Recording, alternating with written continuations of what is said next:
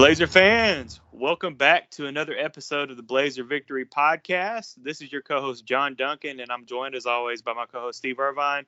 And I know we said that we were gonna let you guys wait until next week to hear our thoughts on the 2021 UAB defense, but Steve and I, we just decided, hey, we wanted to go ahead and get this out to you guys before fall camp starts.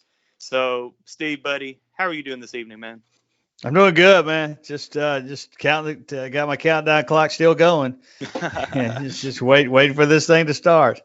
Yes. Well, let's go. Well, we'll go ahead and just dive in with you guys on the defense for our UAB Blazers. And I'm not going to make the mistake like I did this past episode. Let's go ahead and talk about those big, ugly nasties up front on the defensive line.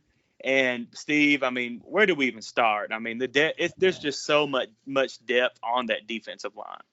Yeah. I mean, and I think we start with the depth and also just the versatility. I mean, I think that's what's made this defense so good since the return is just the versatility and just the different things that David Reeves and Bill Clark and the defensive staff have been able to do. With the versatility. I mean, they just give you so many different looks. And it all starts with those guys up front. I mean, they might, you might be two down linemen or there might be three down linemen, there might be four, just so they give you all these different looks, and you can't do that if you're not deep up front. I mean, you they're just, but my goodness, they, when you lose, I'm gonna steal from a Blazer fan, but when Tony Fair transfers to Auburn because he's worried about playing time at UAB, that says a lot, Right. And that was a line stolen from William Kennedy that online, but I mean it's true. I mean you have you hate to put it this way, but when I heard Tony Fair was transferring, I just kind of shrugged, like, oh, okay, right. Well, there you go, and he's talented and he's very good and he's very good for UAB, but that's just how good they are up front, and that's nothing against Tony Fair because I think he's a super player. But I just kind of shrugged and I'm like, okay, well, I plug in the next guy and our next two guys and next man up, and let's go, I mean, honestly, he wasn't the best interior lineman they had last year. I mean, performance-wise, and he's darn good. So that just shows how good they are up front. I think, I mean, to me, it's hard. I mean, it's hard to say there starts so many places up front, but I think Antonio Moultrie. Yeah, you got to start there. Yeah. Oh, in the spring, I thought he was sensational, and I thought he was very good last year too. And I mean, he was honorable mention all conference, and I thought he was tremendous last year, but I just thought in the spring he was dominant. I mean, he was really, really good. I think he started with him and Tyree Turner, who's I think he might be in his seventh year in college. He's at least his sixth year. I think he might be in his seventh. But you start with those guys. In the middle, as far as interior stuff, you start with those guys, and and then from there you kind of build around them. I think. I mean, guys, with the loss or Tony Fair leaving, it gives a guy like, obviously Fitz McDaniels Fitz McWilliams has, he's shown he's capable and he's probably was as productive and not more productive in there. So he's going to have a expanded role, but it also gives guys like, Kevin Penn, Kevin Penn's a guy that I think is really, really talented. He just hadn't had a chance to get the reps, and it gives him a chance to get more reps. Michael Fairbanks inside. I mean, you saw, Michael Fairbanks will probably play one of the outside positions, but he's kind of a versatile guy that can go back and forth. But Cario Stanley's a guy that has, really hasn't. He's really taken advantage of every chance he's got. I mean, he comes in there and he makes plays. Tylen Jones was, he played in the Rice game, and I think he's a guy that's going to be, he played in the last two games, but I think he's got a guy that's going to you need to get some snaps. And then Montage Cook, the freshman from, I'm naming a second-year guy from Thompson. Yeah. I think he's a guy that might get some snaps now too. And I tell you, one guy inside that I think that I'm really excited about that we didn't get to see last year, but I think the coaches think he could be pretty special is Isaiah Forte. I think he's a big time. I think he's going to be. He just last year got banged up and just wasn't able. I think he might have played in one game, but he didn't get a chance to really show what he's capable of. And he's a guy that's going to get some snaps. So we just named six or seven guys, yeah. and we're just talking about the interior right now, and we're not even talking about the versatility of an Alex Wright. Or the versatility of a Justin Thomas. Because not only they're an edge, I wouldn't be surprised to see Alex Wright spend most of his season with his hand on the ground. Because he's that versatile. Now, he can do both. I think Justin Thomas can do both. Justin Thomas had his hand on the ground in high school a lot, and I think he did at LSU some. So, you got those guys that that's the type of thing that you have with this defense. You have guys that can come inside, go outside. It depends what they're looking at and what they're trying to accomplish. Mm-hmm. You just move those guys around, and we haven't even talked about the outside guys. The Kelly Sanders, right? Who to me was the other guy in the spring. Well, the three that to me that really jumped out up front in the spring were Justin Thomas, Kelly Sanders, and Antonio Moultrie. I thought they were the three. Kelly Sanders. In the scrimmage I saw and in the spring game, to me was unblockable. And I said this in the spring game too. I was getting, because he's number 2 and Justin Thomas is number 1, and I had in my head him being opposite. And I think the first sack that Kelly Sanders had in the spring game, I think I said on the radio that it was Justin Thomas. And when you mistake somebody for Justin Thomas, that's saying a lot. You're right. Those two guys are both almost interchangeable as far as production. And and Kelly Sanders has that same look as Jordan Smith did. Big, tall, long arm guy who just gets after you on the outside. And we haven't even seen Jalen Mayala, the transfer from Indiana, yeah, who's wearing 22 that Jordan Smith wore, and he's 6'5", 250, and so he's really similar build.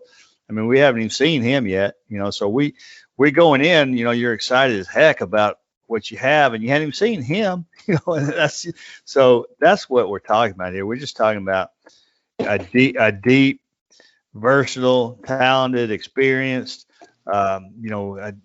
just a group that you for a fact you can win with, and it's just going to be hard for the coaches for Kyle Tatum and Nick Gentry and David Reeves to figure out who's in there, because they all need snaps. So but that's a good problem to have now, and that way if there's some injuries, if there's some injuries. They've got plenty of depth, and right. So it's gonna be fun to watch. I think it's just a group that's again you're gonna win with. There's no doubt. Oh yeah, and most of these guys, all these guys, really could go, especially in Conference USA, go to another team, and start right away. We are so loaded on the defensive line, and the offensive line, obviously, which we mentioned, in our last episode. But real quick, Steve, I want to go back to Justin Thomas and just, we heard great things during practice last year that, he was just phenomenal in practice. I just can't wait to see this guy, actually, get on the field in green and gold and play against the other team. Yeah, because you're talking about a guy who's, he's 6'5", 270 probably in that area. Runs just, is really fast and quick and is strong and just, just basically unblockable at times. And at this level especially, he's sensational. And we haven't even really seen him full out, but when you're doing some scout team work last year, because he was able to do some during the season, and you're not being able to be blocked by UAB's offensive line, in this conference, that says a lot. That's a great offensive line, and he was just dominating people. And I think it's his size and strength, and I think go back to the versatility thing on him that makes it so good is you can. He's the type of guy that you can put against a weakness on the other side. So Mm-hmm. if you feel like you have an advantage in the interior, he can put his hand on the ground and take advantage of a weakness there. If you feel like you want him on the outside, with his speed and strength on the outside, if they might have a matchup thing there, you can put him out there, and I think that's huge. I mean, that's key because there's so many guys, even great guys. I mean, I go back to Tony Fair. I mean, Tony Fair plays one position. Mm-hmm. I mean, and that's it. I mean, Yeah. and he's darn good at it. Oh, yeah. But I mean, Justin Thomas, you can move around and find a weakness there. And I think the same thing with Alex Wright. Alex Wright to me is I'm just waiting for him to break out. I mean, he's been very good. He's been steady. He's had some sensational moments. But I mean, this guy, I mean, he's 6'7", he's 270, 275, whatever it is. You're talking about another guy that you can move wherever you need to move him, and he can take advantage of a matchup problem. So you have two guys there with Justin Thomas and Alex Wright, particularly, that you can just move around. And I mean, you could move them around. Heck, you could move around every other play. You could have one play next. So, and I just think Alex Wright is, if he reaches what he's capable of doing, I mean, I think he's an NFL type player, and he just has to be more steady and less moments, Right. And he will. I mean, I think he will. I just think that, a lot of times it's hard. It's been hard to stand out on this defense because what they do, I mean, it's a defense that's not built for superstars. Right. I mean, even though they have a lot of superstars, but it's built to have everybody contribute. I mean, there's Exactly. so many defenses that aren't. But I mean, they look for everybody to contribute, and nobody's going to have big numbers. I mean, huge numbers. And a lot of that is, they're not going to pad their stats like some schools, Marshall. Some schools in our conference. Yeah. You're not going to do that, but I mean, I just think Alex Wright too is another guy that's just, is a superstar in waiting. Yeah, and I was looking real quick because I remember seeing Alex Wright, a lot, or at least in the Marshall game and the championship game around, but he was only credited with looks like 2 tackles. But I swear I saw him, at least on a bunch of other tackles, at least assisting. But he was only credited with looks like 2 tackles in that game. But I mean, like you said, Alex Wright, I mean, he's going to be one of those guys to step up, since Jordan Smith is gone. So I definitely expect great things out of Alex Wright this year. Definitely. And it looks like, I'm trying to remember, was it the Louisiana Tech game that he had a really good game last year? I'm trying to pull that up. Remember. Yeah, I don't remember what game he had his best stat wise, but I thought he was very solid all year. He had 7 tackles. Yeah, against Louisiana Tech. Yeah. Okay. Yeah. So that was it. Yeah. And I know they had him move inside a lot last year, or times last year, and be inside and outside, and I think that was to take advantage of his, of what he can do, and so I wouldn't be surprised to see him a lot with his hand on the ground, which is good. I mean, because I think he's strong enough to be inside, and big enough, and also big, quick enough and athletic enough to be outside. So, and I think that's going to be a key. I mean, I do think the one thing that's since the return, really, the one thing that's made this defense so good, especially in their pass rushing, is the fact that they get such great push inside. I think that's one thing that they look for.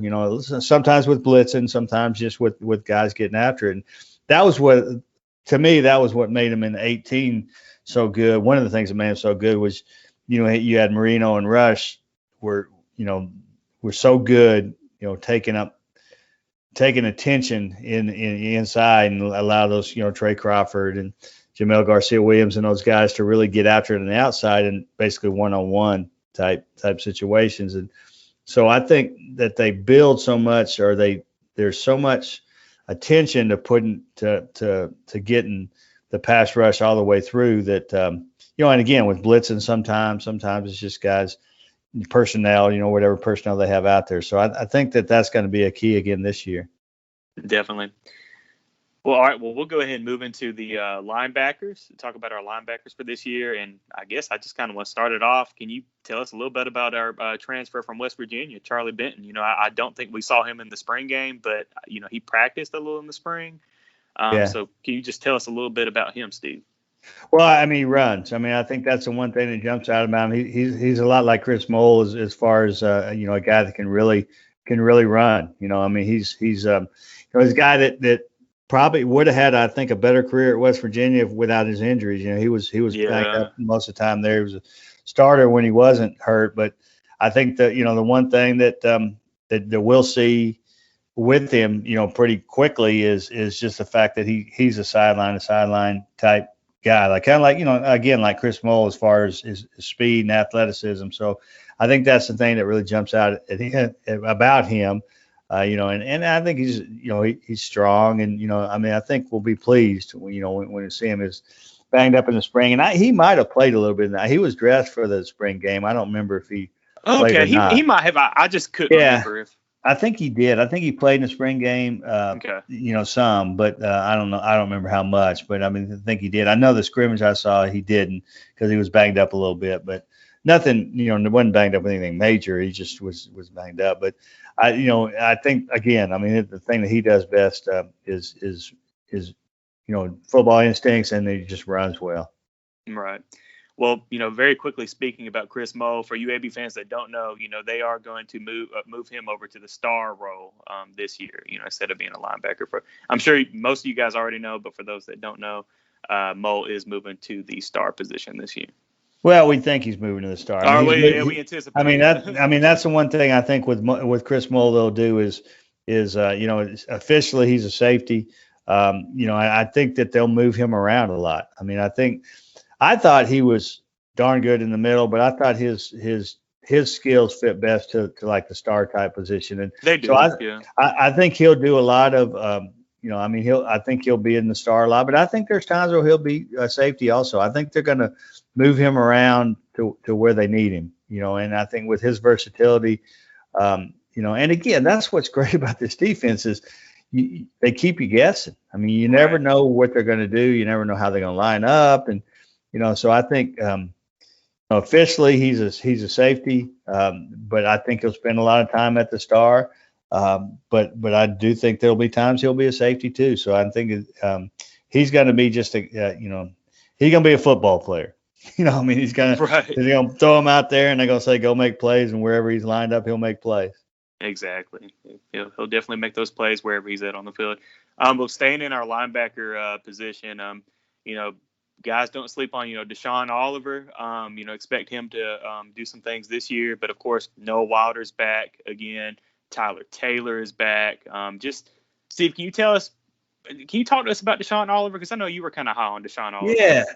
Deshaun Oliver in high school played safety at Ramsey and the Ramsey State Championship team. And just a playmaker, just a guy who ran around and made plays. And, he's just had he's had some injuries and it's kind of held him back a little bit. I thought he was going to be a really good college football player when he came from Ramsey, and I still think he will be. But he's just had some injury issues, and I thought in the spring defensively, I thought that the two most important things that I saw in the spring were the play of Kelly Sanders and Justin Thomas obviously was one, and Moultrie. But I thought the other big thing in the spring was how good Deshaun Oliver played. I mean, I think he showed he's ready to be, the guy that we thought he was going to be. And he's a safety in high school for the most part. I mean, he ran, they lined him up a lot of different places, but so that just shows, how athletic he is as an inside linebacker. I think he's going to, he's another fast kid that's going to run around and, make plays. And again, I just thought in the spring I thought in the one scrimmage I saw, I thought he was sensational. I mean, he just jumped out. He made play after play. He made the steady plays. It wasn't like he'd make a play here and then look lost for 3 or 4 plays and then make a play. I mean, he was steady in there, and I think that's going to be, that's what they need there. And so I think he's going to be a guy who's really going to, play well. I think he's going to, and that's what they need. I mean, the numbers there, because I sort of had worried about the numbers before spring, because you look at it and you didn't know with Tyler Taylor not being here in the spring, and I didn't, nobody really knew what was going to happen with him because he wasn't with them in the spring, even though he was still on the roster. So you kind of wondered, like, do they have enough there? And I think Oliver really eased that, and I think some other guys. I mean, I think, Will Connor's probably a guy who's ready to play. They moved Jalen Rayham inside in the spring, and I think he'll stay there. And he was just, both those guys were sensational at Thompson High School. And so, you got some little depth now, I think that's going to pay off. And, and then, Noah Wilder has really grown into a really good, Conference USA linebacker.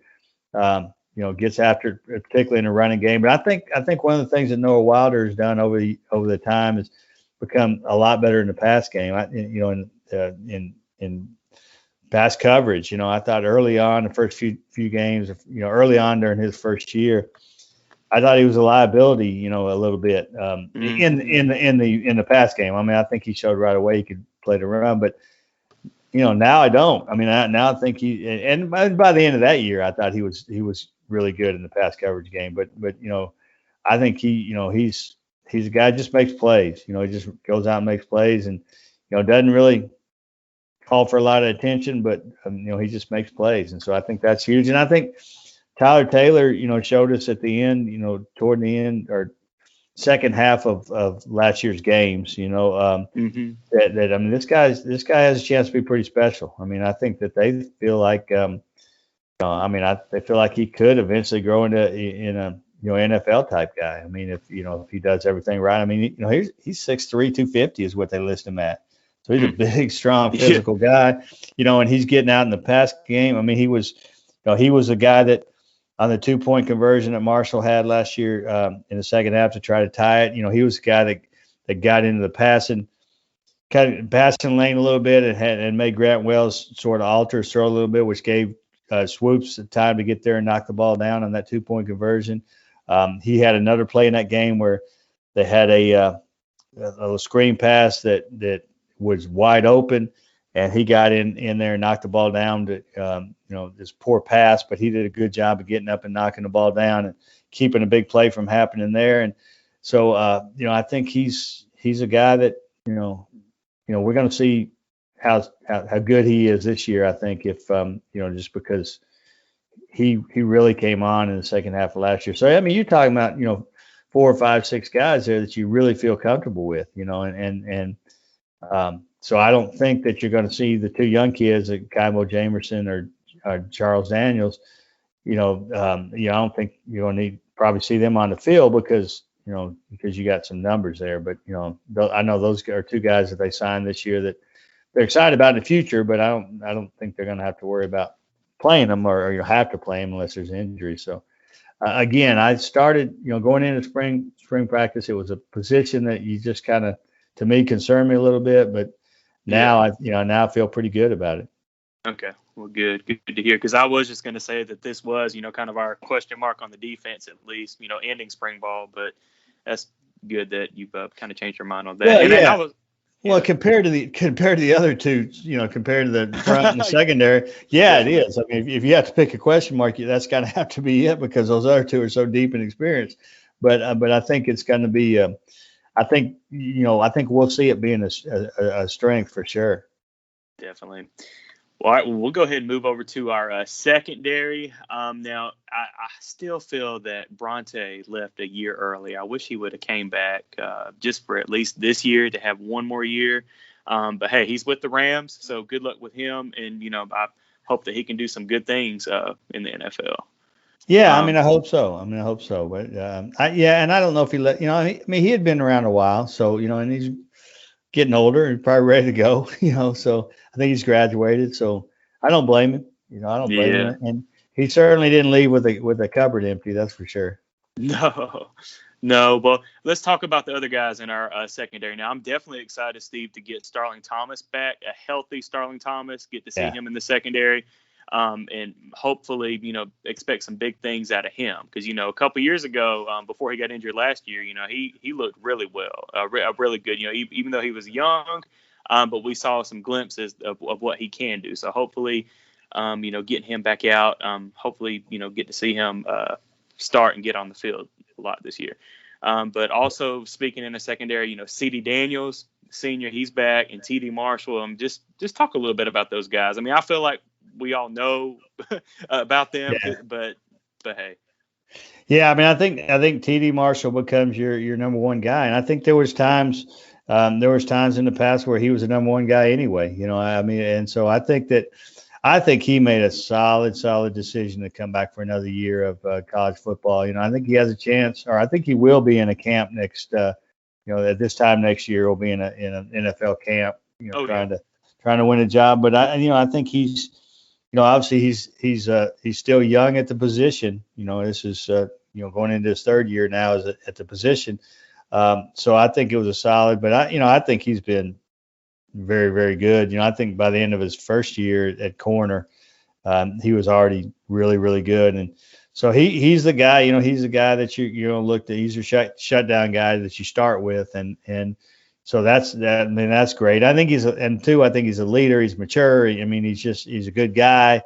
So I think he's a great guy to have not only to lead the secondary, but also a great guy to have as one of your team leaders.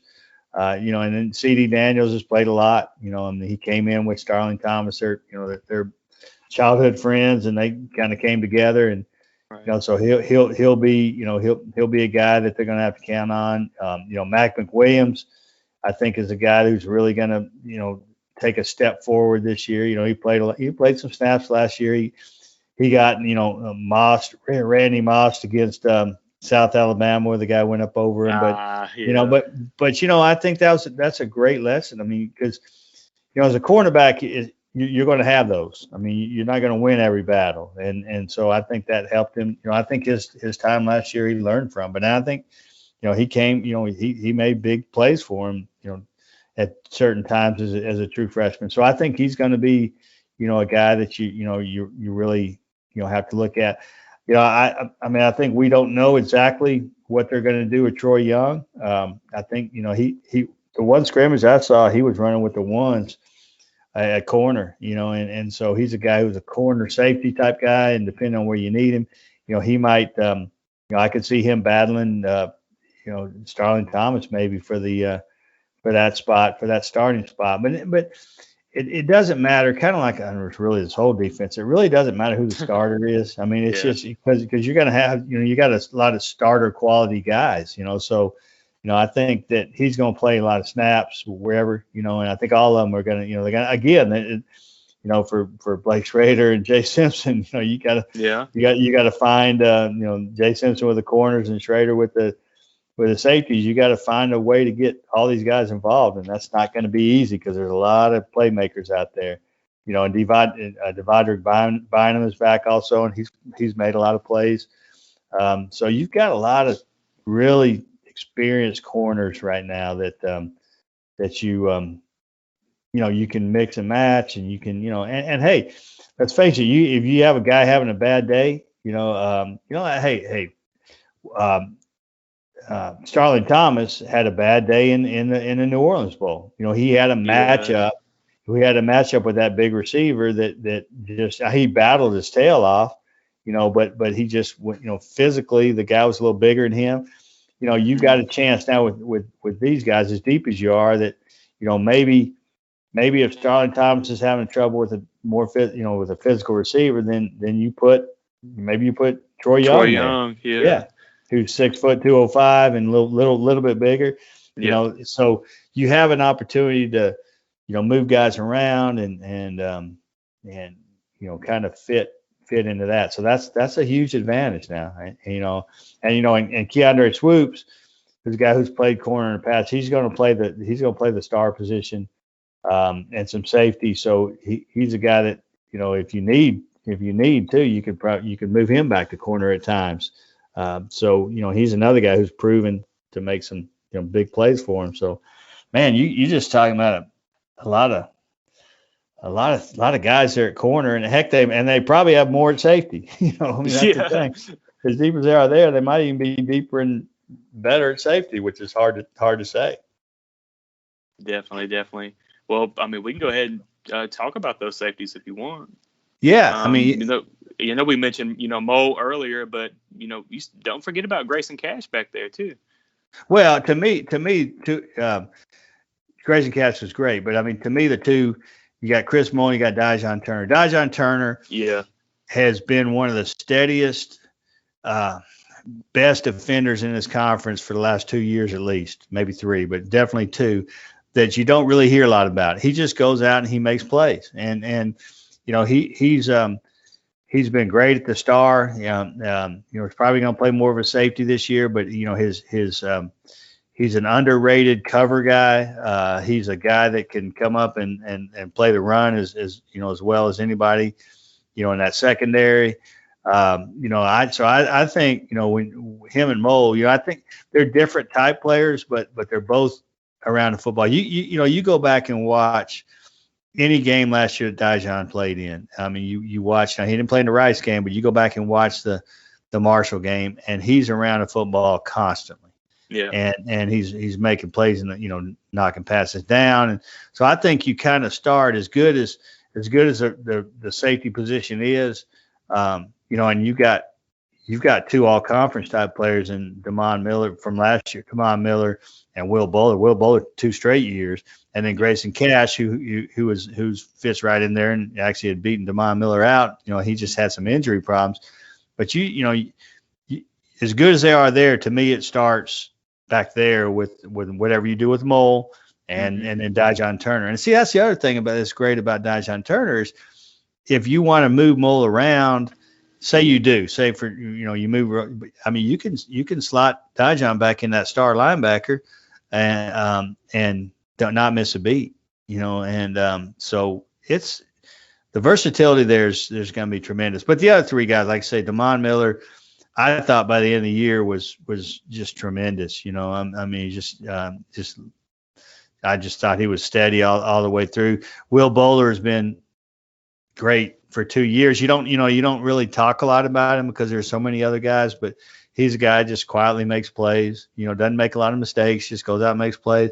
And then Grayson Cash is, very athletic and runs around and makes plays, very heady player also. And he just had some injury problems last year, and but those three guys are as good as safety group as anybody returning. And then you add, and you had Turner and Mole kind of in the safety group there, and nobody has the depth and talent as UAB does at that position, and that's not even including Damian Miller. I think Damian Miller in the spring, I mean, I thought in spring he looked tremendous. I mean, he looked big and run around, make plays. I could see him, maybe eventually playing like a star position too if they need him there, and so. I think him, and then I think Jalen Key, Montarius Turner, those guys have, and Xavier Lanier. I think Xavier Lanier might. I think they have him at safety now, but I mean those guys have played a lot too, and they'll be big special teams guys. But there'll be guys that also can play defensively for you also. So it's a deep and very, very good position. Definitely, and it just seems a common theme throughout this defense is just depth. Like I mean, this defense is so deep. I mean, this is by far the best defense in Conference USA, I think. But I mean, I can expect them to be up there in the top 15 in the nation. If they play to what we think they can. I mean, they've shown in years past how good they are. So definitely just expect more, just good things out of this defense this year for sure. For the Blazers. But I think we hit on all the positions, Steve. I think I checked off everything. Yeah, we got we got them all. We talked about a lot of people, and that's the thing. But I think that's the key to this thing is we're going to be talking about a lot of people all the way through the year. Yes. And it's not going to be one of those that you have two linebackers with 100 tackles. No. And I mean it's going to be guys just making plays wherever they need to make plays and again, I just think the versatility of it is what's the key. I mean, if something's not working with one way they're doing it, they can switch to another way because I just think they have those type of guys, and they're going to get after it. I would be shocked if they're not in the top certainly the top three in the conference in sacks. I mean, I think, I'd kind of expect them to be first, but Yeah. certainly in the top three. I think they're going to be one of the best pass defenses in the conference because of what they have. And that's not to say, hey, they're going to be challenged against Liberty, and they're going to be challenged in some conference games, and they're going to be challenged against UTSA, and there's some challenges there. There's going to be some. I mean, we said in the offensive preview, there's going to be a game or two where they're going to have to win it with their offense, just because even as great as they are on defense, I just think there's they're facing some pretty talented groups. So but again, I just think that there's so many guys that that and you touched on it earlier, so many guys and really throughout that would start somewhere else that are not starting here. Right. And so but that again, it's going to be tough to figure out the playing time for these coaches, but that's a great problem to have. Definitely. Well, let's go ahead and talk about the special team, Steve. Trey Ragland, I know if you're listening, you're waiting for us to hit on that. But how about Kyle Greenwell getting the preseason Conference USA honors for our punter? It's one of those things like, hey, it's great to have a good punter, but really don't want to see him a whole lot. No, I hope he punts none. Right. We never see him, but I mean, but that's a weapon too, though. So that's especially when you're that good defensively. When you can play field position with a guy like that, and I think he's gotten better and better, as every season went on, and he made some big kicks. He made some big kicks in the championship game. I thought there was a few times in the championship game where he had to flip the field a little bit, and he did it, and I think in the Rice game also. So he's turned into a weapon, and he's both specialists, Matt Quinn, golly, did he make some big kicks in that championship game? Yes, he did. Yes. My goodness, and he was a guy who was kind of quiet, during the year. You just really never, thought much about him. And, and a lot of it, you had to, you were so good there for the last three or four seasons, with Nick Vogel that, you just kind of sort of held your breath. Like, is this next guy going to do what Nick Vogel did? And again, that championship game, he was a very valuable part of that game, no doubt. Definitely. And a lot of people don't realize, when it's like freezing cold, that ball turns into an ice block. So.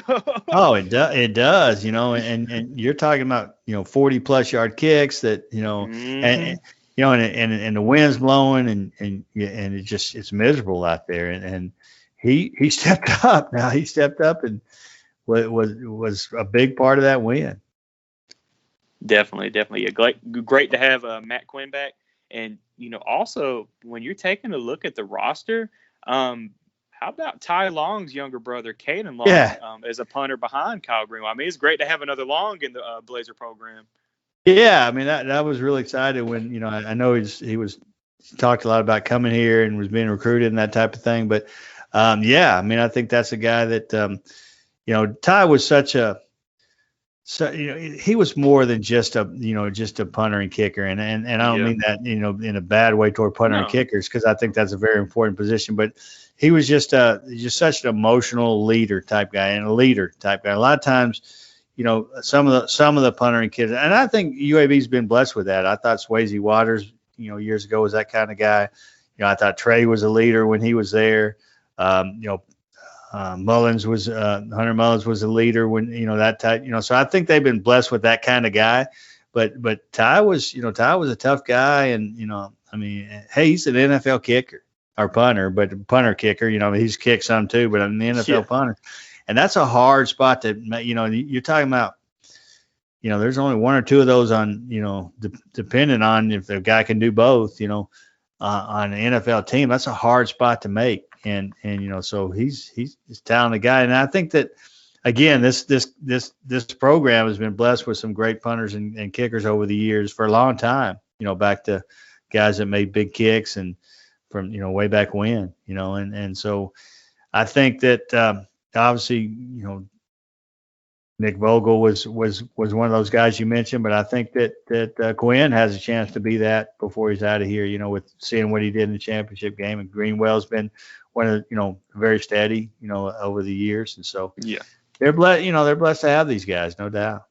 definitely. And another vital part of the kicking game is the long snapper position. And, we do lose a really, really good one, that we've had the last couple years, losing Jacob Fuqua, he's decided to go pro.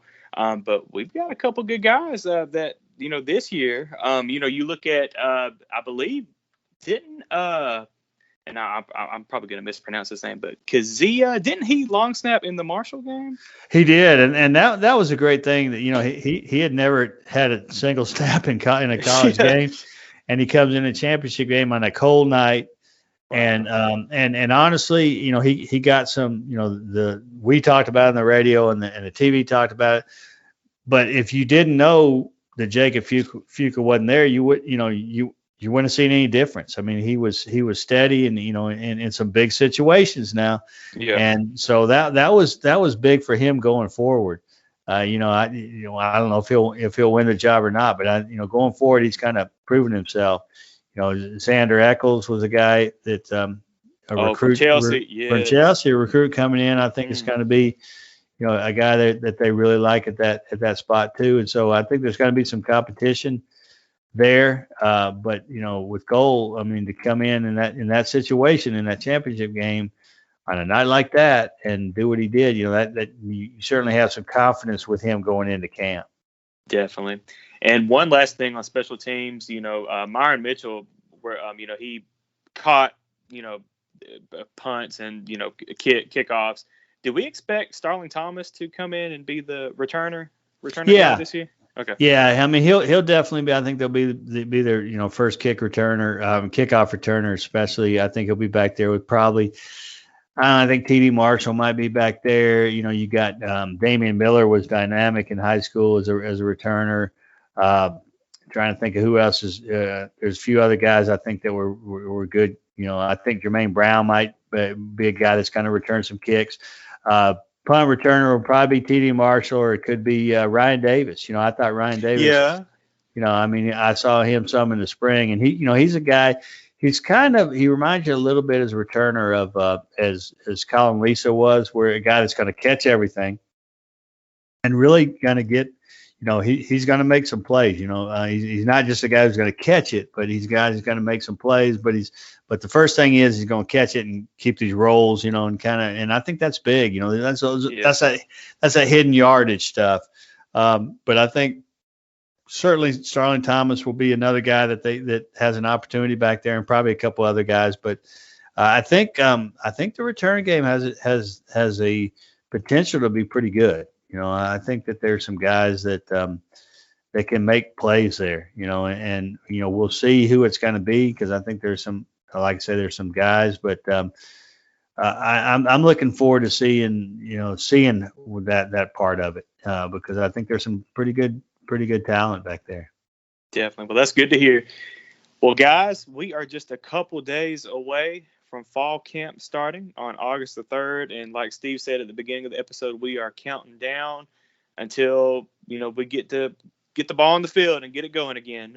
But definitely make sure that you guys are subscribed to us, to our podcast on a platform, whether that be Apple Podcasts, Spotify, iHeartRadio, wherever your favorite platform is. Make sure that you're subscribed and following us, so that way you do not miss an episode when we drop it. It just goes automatically to your device. But also make sure that you're following us on Twitter at twitter.com/BlazerPod. Give us a follow. But on that note, guys, we'll see you back in just a couple days. We'll try to get something out right before fall camp to just, celebrate fall camp starting. And, can't wait to kick it off in just a few weeks down in Montgomery against Jacksonville State. But on that note, guys, we'll see you guys real soon. Go Blazers.